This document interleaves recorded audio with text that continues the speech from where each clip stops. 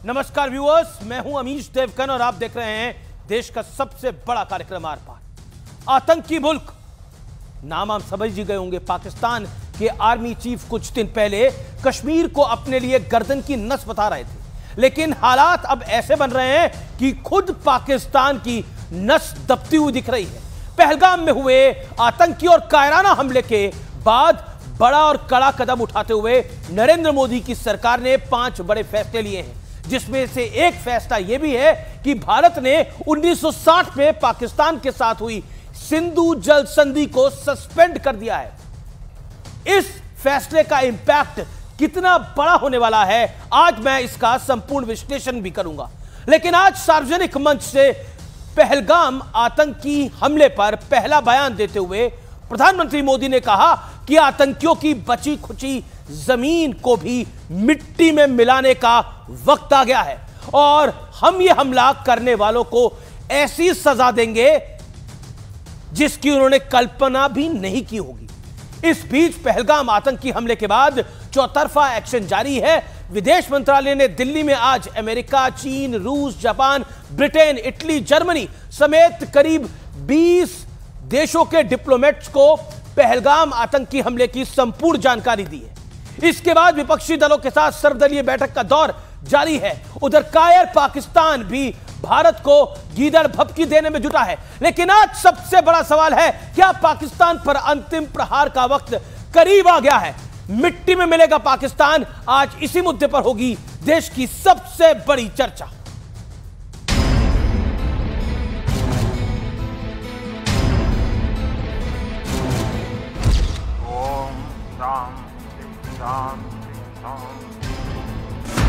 इस शांति पाठ के साथ ही भारत के बदले वाली क्रांति की शुरुआत हो चुकी है। जिन्होंने ये हमला किया है, उन आतंकियों को और इस हमले की साजिश रचने वालों को उनकी कल्पना से भी बड़ी सजा मिलेगी। अब आतंकियों की बची खुची जमीन को भी मिट्टी में मिलाने का समय आ गया है। पीएम मोदी की इस हुंकार से पहले ही आतंकी मुल्क पाकिस्तान पर 5 प्रहार के साथ बदले की पहली किश्त पूरी हो गई। पहली चोट आतंकवाद का समर्थन रोकने तक 1960 की सिंधु जल संधि स्थगित। दूसरी चोट अटारी वाघा चेक पोस्ट को तुरंत प्रभाव से बंद कर दिया गया। तीसरी चोट पाकिस्तानी नागरिकों की सार्क वीजा छूट योजना के तहत भारत में एंट्री बंद। चौथी चोट पाकिस्तानी उच्चायोग में तैनात रक्षा सैन्य सलाहकारों को भारत छोड़ने का आदेश। पांचवी चोट दोनों हाई कमीशन में तैनात कर्मचारियों की संख्या 55 से घटाकर 30 होगी। हिंदू मां बहनों के साथ जिस प्रकार की बर्बरता उनके सामने ही उनके सिंदूर के साथ किया गया है, आतंकवादियों और उनके आकाओं को उसकी सजा जरूर मिलेगी। सिंधु जल संधि स्थगित करने से बिलबिलाए पाकिस्तान की गीदड़ भभकी भी सुन लीजिए। पाकिस्तान कोई 1971 का ये पाकिस्तान नहीं है जिसमें आप साजिशें करके पाकिस्तान को नुकसान पहुंचाएंगे। पाकिस्तान का आप कुछ बिगाड़ नहीं सकते, आई कैन एश्योर यू। और आपकी इकोनॉमी का बुरा हाल हो जाएगा, आप ये भी याद रखिए। इस बीच एक और बहुत बड़ा घटनाक्रम हुआ है। पाकिस्तान के खिलाफ आगे के एक्शन का ग्राउंड तैयार करते हुए भारत के विदेश मंत्रालय ने अमेरिका, चीन, रूस, जापान, ब्रिटेन समेत कई देशों के राजदूतों के साथ बैठक करके पहलगाम आतंकी हमले की पूरी जानकारी दी। इस बीच गृह मंत्री अमित शाह और विदेश मंत्री एस जयशंकर ने राष्ट्रपति द्रौपदी मुर्मू से मुलाकात की। तो सवाल है, क्या पाकिस्तान को पुख्ता सबक सिखाने की पूरी तैयारी हो चुकी है? आज इसी मुद्दे पर भारत और पाकिस्तान के पैनल के बीच होगी सबसे बड़ी बहस। मिट्टी में मिलेगा पाकिस्तान। मिट्टी में मिलेगा पाकिस्तान। और अब आर पार का विश्लेषण देख लेते हैं। पाकिस्तान के प्राण सुखाने वाले फैसलों का विश्लेषण। फैसला 1960 की सिंधु जल संधि स्थगित। इसका असर क्या होगा? पाकिस्तान की 80% सिंचाई सिंधु नदी पर निर्भर है, यह पहला असर है। दूसरा असर है कई हाइड्रो पावर प्रोजेक्ट पर इसका इंपैक्ट है, असर है बिजली उत्पादन 30 से 50% घटेगा। ये नंबर देखिए, 30 से 50%। आइए तीसरा असर क्या है? पाकिस्तान के पंजाब सिंध में पीने के पानी की किल्लत होगी, यानी दाना पानी को मोहताज होगा पाकिस्तान। 1960 की सिंधु जल संधि जो स्थगित एक फैसला है, उसके 3 बड़े असर बता रहा हूं मैं। बड़े देशों के राजदूतों को आतंकी हमले की संपूर्ण जानकारी दी गई। आतंकवाद के मुद्दे पर पूरी दुनिया में एक्सपोज होगा पाकिस्तान। ऑलरेडी है, अलग थलग है, इसलिए पाकिस्तान नंगा है हम कहें। अब बढ़ता हूं मैं आगे।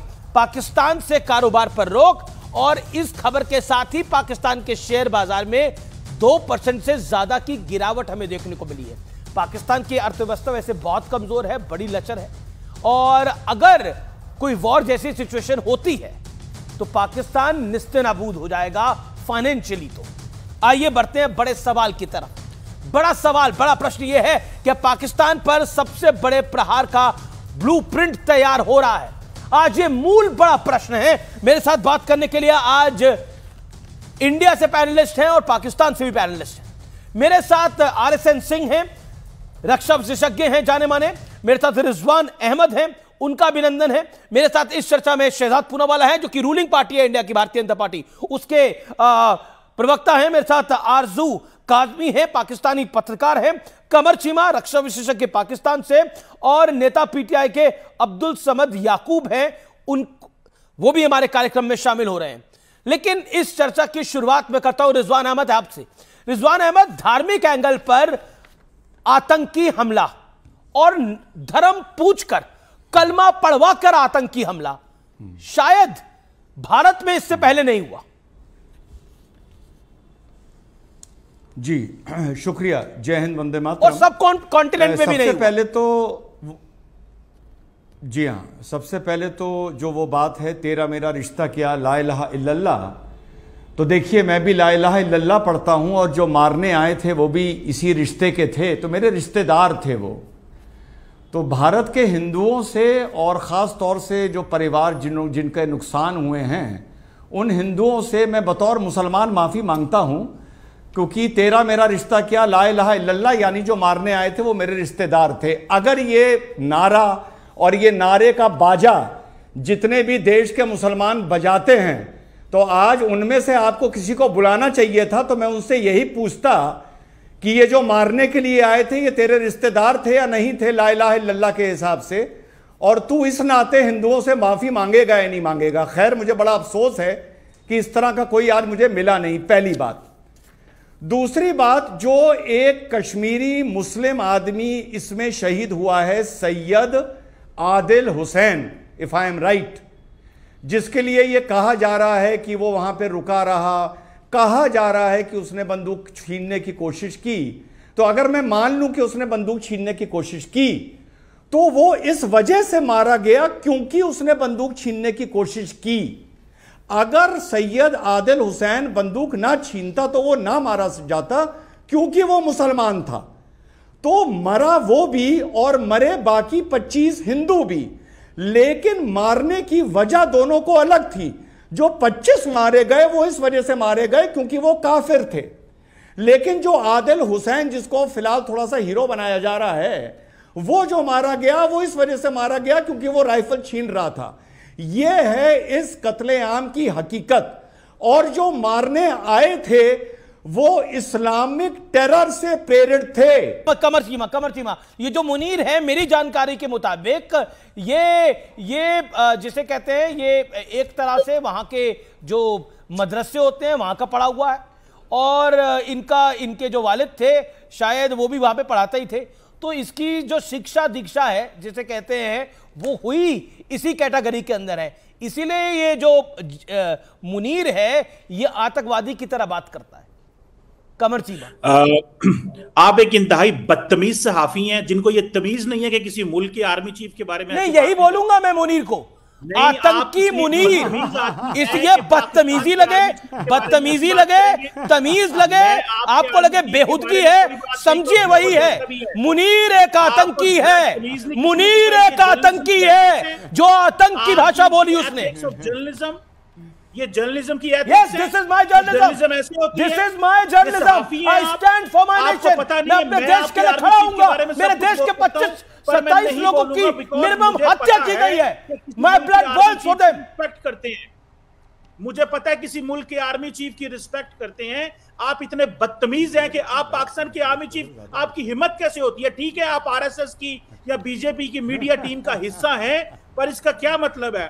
आप बीजेपी की टीम का हिस्सा हैं, सीएनएन पे बैठ के आप सारा टाइम जब इस तरह की बातें करेंगे तो सारा टाइम आप बीजेपी आरएसएस के वोटर को खुश करेंगे। अरे एक तो भाई ये आप 140 करोड़ लोगों का हिस्सा हूं, भारत का हिस्सा हूं।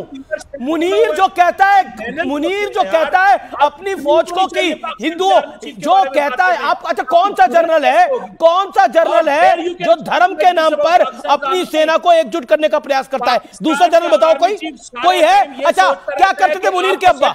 मुनीर का अब्बा क्या करता था बताओ आप, या मैं बताऊं? मुनीर का अब्बा क्या था बताओ? कमर चीमा, मुनीर का अब्बा क्या था?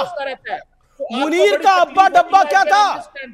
मुनीर का अब्बा क्या करता था? बोलो सबके सामने, आज पूरी दुनिया तुम्हें सुन रही है। मुनीर का अब्बा क्या करता था और मुनीर वहां क्या करता था? नहीं है कि आप लोग किसी आर्मी चीफ के बारे में कैसे बात करनी है। मैं वजीर आजम नरेंद्र मोदी और आपकी डिग्निटीज के बारे में कभी बदतमीजी नहीं करूंगा, बिकॉज मैं एक तमीजदार शख्स हूं। मैं आपकी तरह बदतमीज नहीं हूं कि किसी मुल्क के बारे, लीडर के बारे में। एक सेकंड कमर चीमा साहब 10 second Shehzad Poonawalla, then RSN. Qamar Cheema साहब थोड़े बेसिक क्वेश्चन मैं आपसे पूछना चाहता हूँ। बेसिक क्वेश्चन सुन लीजिए सर, मेरी बात हो जाने दीजिए, फिर आप जवाब पूरा जवाब दीजिए। कमर चीमा सुनना पड़ेगा, सुन लीजिए। कमर चीमा साहब, अमीश के सुनिए ना भाई साहब, सुनिए। कमर चीमा प्लीज सुनिए। कमर चीमा, मेरा सवाल है आपसे, सुनिए। ये इमरान खान आपके जो प्राइम मिनिस्टर है, उनका ऑफिशियल बयान था कि पाकिस्तानी सेना, जिसमें मुनीर भी थे, जिसमें बाकी लोग भी थे, उन्होंने बलोचिस्तान के लोगों पे बॉम्ब गिराया। तो क्या बने वो? आपके लोगों पे जिन्होंने बॉम्ब गिराया इमरान खान के हिसाब से, सुनिए ना सर, पूरा तो सुन लीजिए। कमर चीमा, दूसरी बात सुनिए।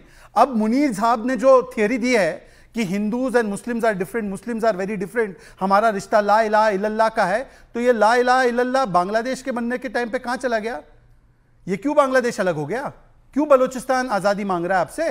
ये ला इलाहा इल्लल्लाह कहां चला गया? और आखिरी बात सर, 10 सेकंड बहुत इंपॉर्टेंट है, क्विज का क्वेश्चन है। मुनीर के अब्बा क्या करते थे?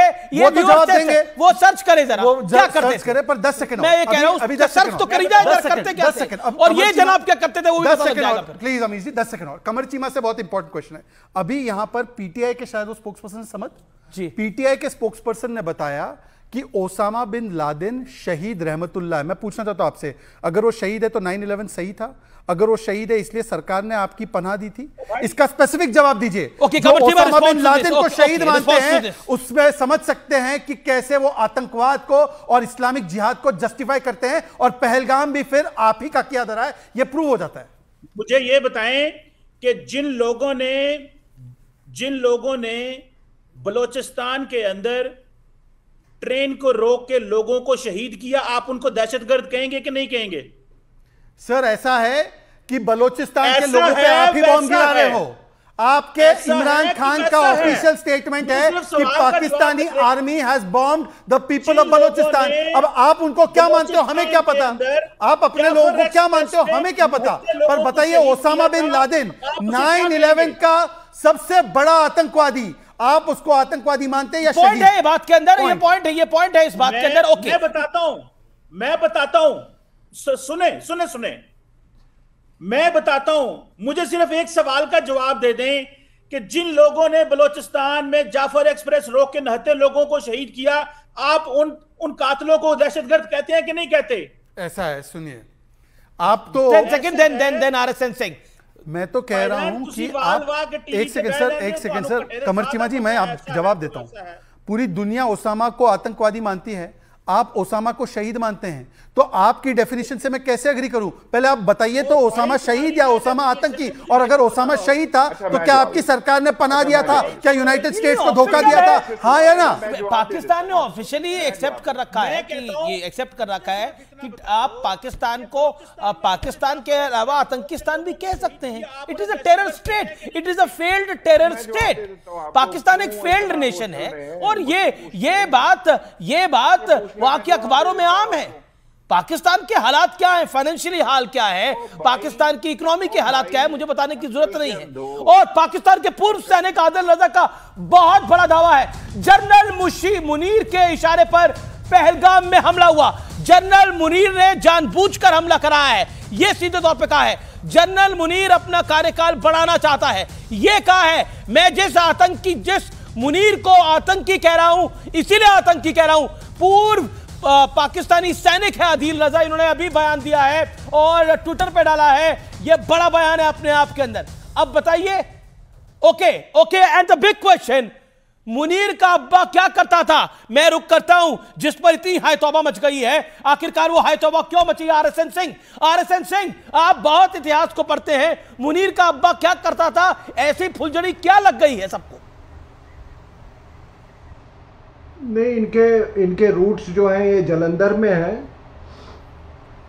और इनके पिताजी यहाँ थे, फिर ये वहाँ पाकिस्तान गए और वहाँ एक स्कूल टीचर थे और वहाँ वो मौलवी का भी काम करते थे। फ्राइडेज़ को कुतबे पढ़ते थे, तो कुतबों में तो आपको मालूम है क्या पढ़ा जाता है।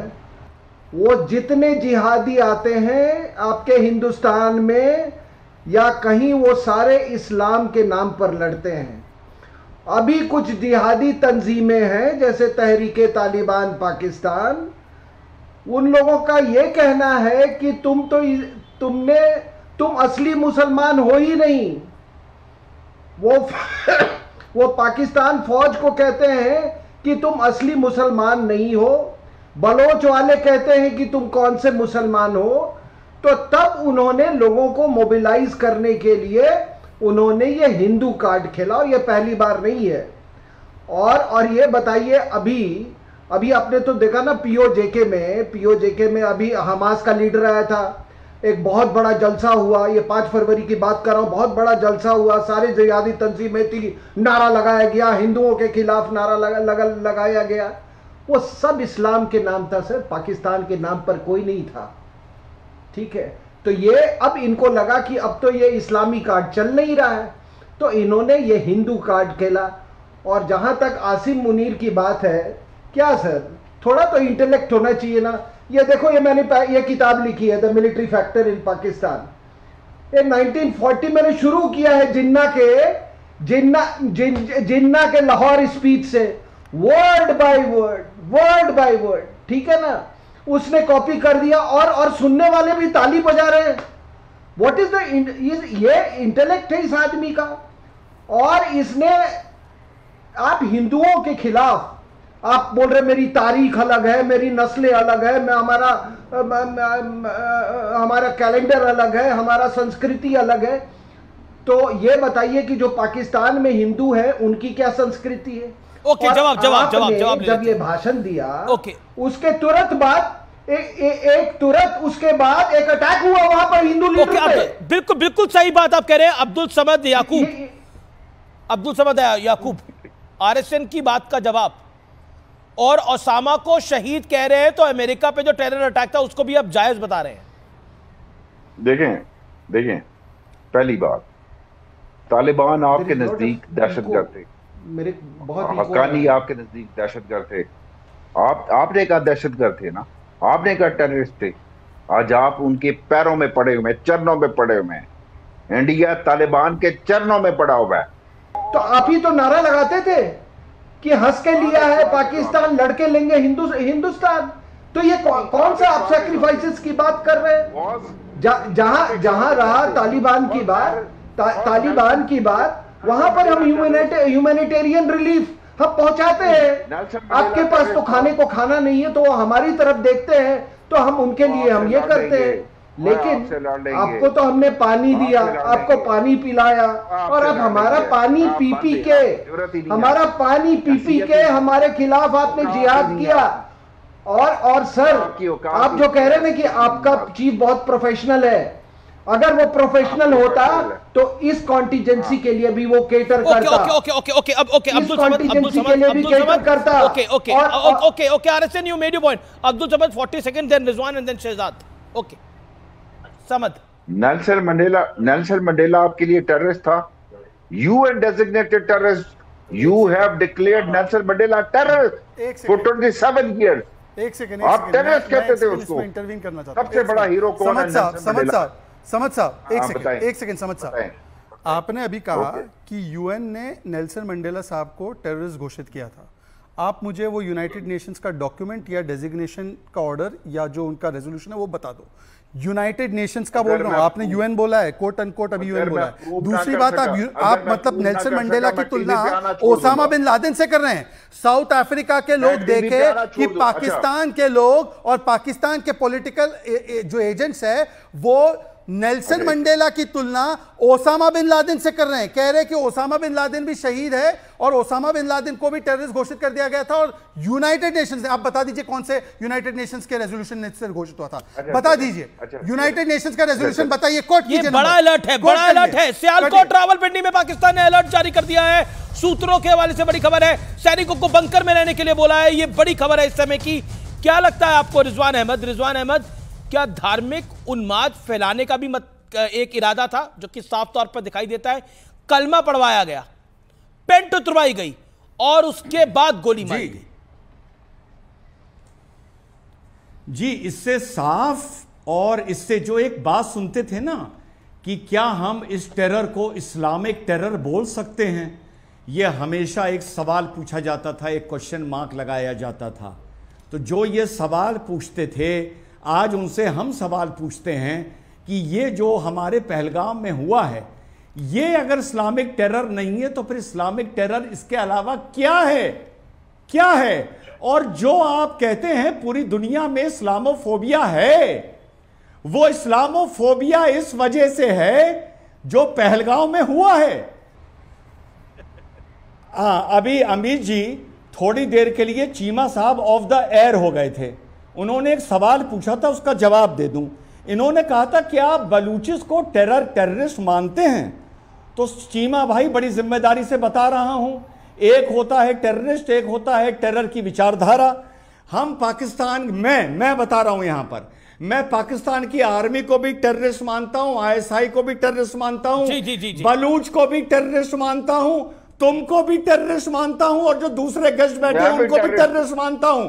सिवाय पाकिस्तान के गैर मुसलमानों के मैं सबको मानता हूं। तुम लोग की विचारधारा सबकी एक है। देखिए, ऐसा है कि अभी समद साहब ने ये नहीं बताया अभी तक कि नेल्सन मंडेला को कब यूनाइटेड नेशंस ने घोषित किया था। मैं दूसरा सवाल पूछ लेता हूं उनसे और कमर चीमा से। आपके यहाँ पे जो पूर्व सैनिक है वो झूठ तो नहीं बोलेगा? आपके पूर्व सैनिक है मिस्टर राजा जो कहते हैं कि आदिल राजा ने कहा है कि मुनीर ने ही ऑर्डर किया है जो अटैक हुआ है पहलगाम में। अब मुझे बताइए कि क्या वो झूठे हैं